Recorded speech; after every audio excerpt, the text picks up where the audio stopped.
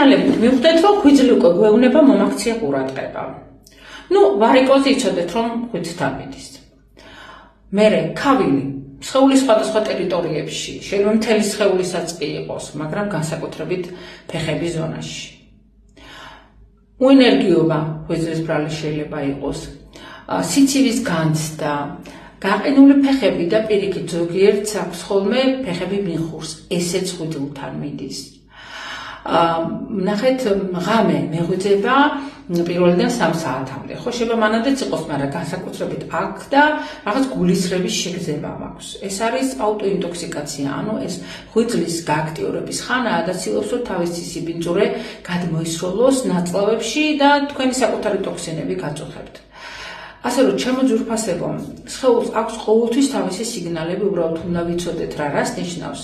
ეს რაც ჩამოგითვალეთ ღვიძლისა და დავიწყოთ ღვიძლის მიხედვა.